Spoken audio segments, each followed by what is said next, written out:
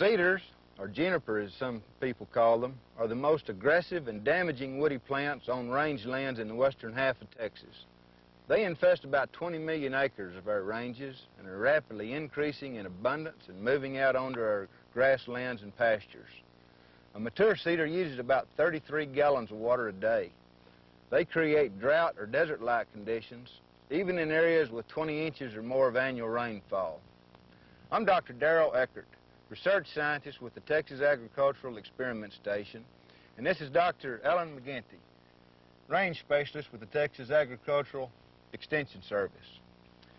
We want to introduce you to brush busters, a brush control approach designed specifically for do-it-yourself application by landowners. Our methods provide you with 3 selective, environmentally friendly, and cost-effective ways to kill cedar before they're so large and dense that the high-impact and expensive conventional control methods are necessary, and before the cedars cause serious damage to our forage plants and soil erosion. The cedar control techniques we're about to demonstrate allow you to use readily available equipment and herbicides to obtain very high levels of root kill. Now, the first step in any brush busters program is for the landowner to select one of our 3 cedar control methods that best fits his cedar problem and his personal preferences. The brush buster methods are equally effective for killing both redberry or blueberry cedar.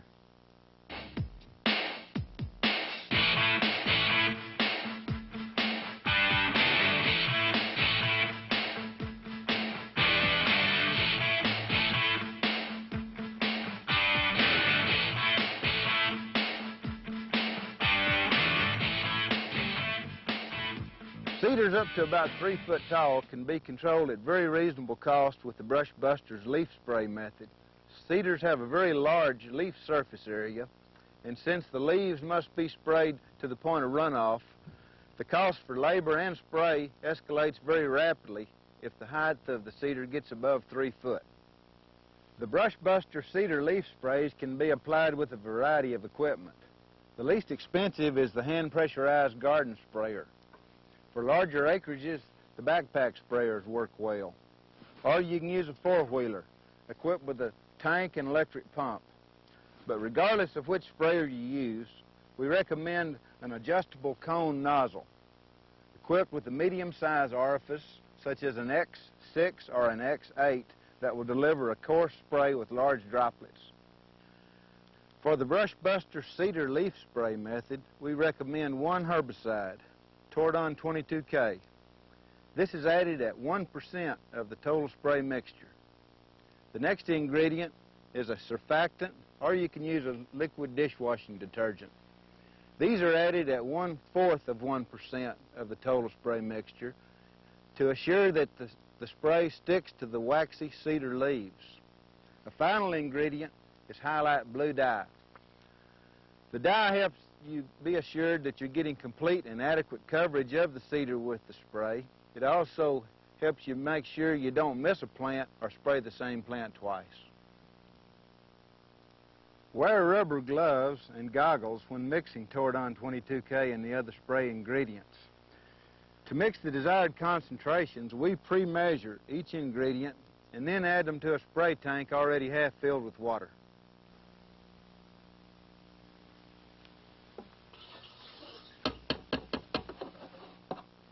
After all the ingredients have been poured into the tank, then fill the tank with water under pressure to complete the mixing process. With the leaf spray method, spray all of the cedar leaves on all the limbs thoroughly to the point of runoff.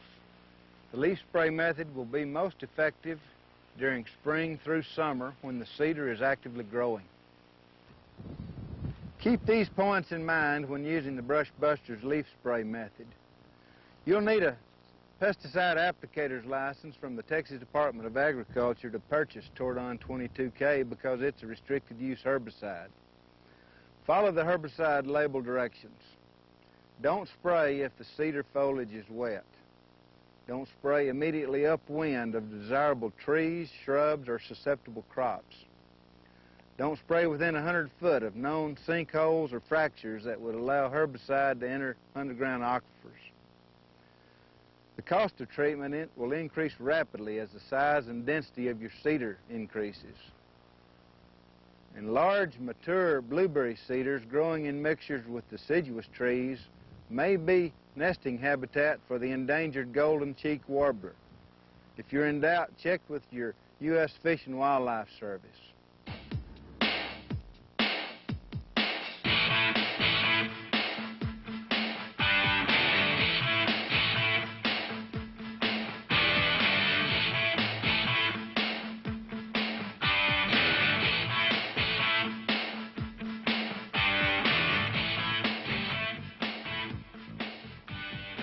Soil spot spray works best on blueberry or redberry cedar less than 3 foot tall, much like this plant that we have right here.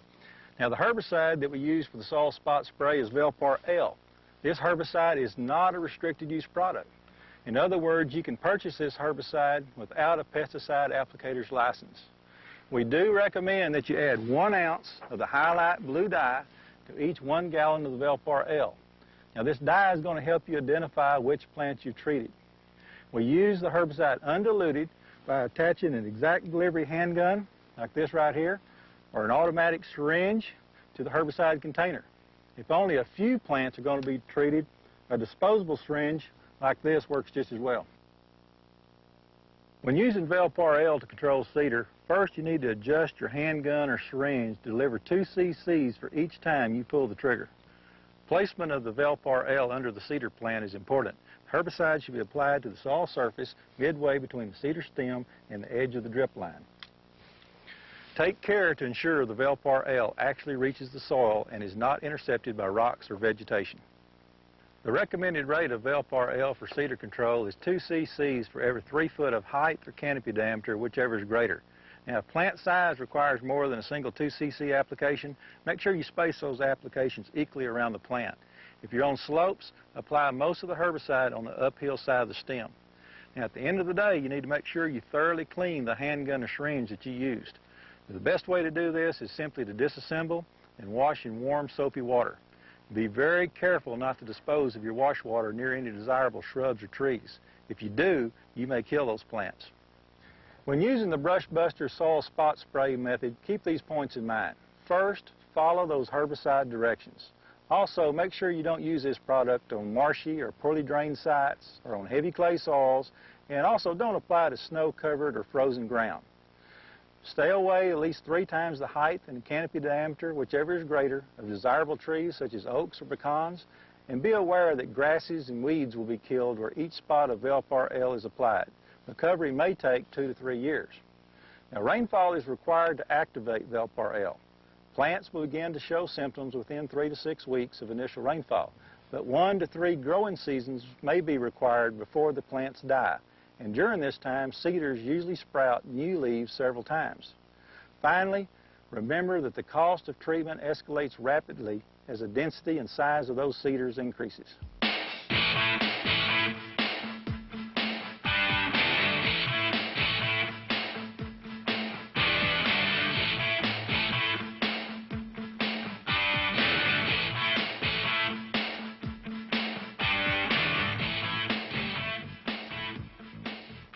Both redberry and blueberry cedars can be killed by the Brush Buster's top removal methods. Blueberry cedars of any size can be killed by cutting off all the limbs or just cutting the seedlings and saplings off at the soil surface.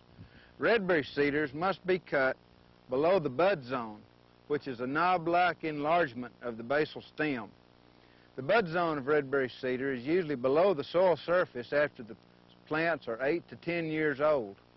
Redberry cedar can usually be distinguished from blueberry cedar by the presence of small specks of white wax on its leaves, and also by the presence of several basal stems. Blueberry cedar will not have the small specks of white wax on its leaves, and will usually have a single main stem. If you're not certain which cedar you have, check with your county extension agent or your Natural Resources Conservation Service. Pruning shears, hand axes, or grubbing hoes work well for the Brush Buster's top removal methods. We recommend that you use the top removal methods during cool weather to minimize worker stress and fatigue. Also, hand grubbing will be much easier if done when the soil is moist. Keep these points in mind when using the Brush Buster's top removal methods. Know for sure whether you have redberry or blueberry cedar. Cut the redberry cedar below the knot-black enlargement on the basal stem, which may be below the soil surface. Small cedars are more easily seen when the grass is dormant due to dry or cold conditions. The Brush Buster top removal methods are the safest to use when controlling small cedars growing beneath or near desirable trees and shrubs. And finally, small cedars are much easier to kill than larger ones. So get started on your cedars as soon as they're large enough to be easily seen.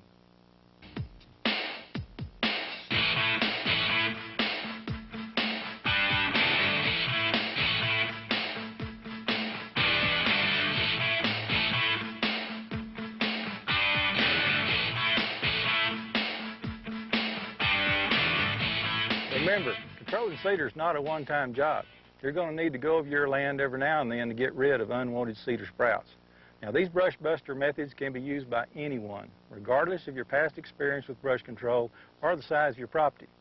These methods allow you to sculpt the landscape to meet your goals for wildlife, livestock, or aesthetics. Best of all, proper use of these methods greatly reduces the amount of herbicide released into the environment and the unnecessary effects on desirable plants. It is especially important to control cedar when it's small. Once cedar becomes large, like the plant here behind us, and dense, treatment options are few and very expensive. To help you get started with your Brush Busters program, we've developed this leaflet, How to Master Cedar. This leaflet describes in an easy-to-read format the leaf spray, soil spot spray, and top removal methods for cedar control. This leaflet's available from your county extension agent. We're confident that if you will follow our simple instructions, you'll have success using Brush Buster's techniques for control of cedar. Hey, Darrell, I'll get the Velpar. You take that, and we'll go help those guys finish treating those cedars. I'm ready.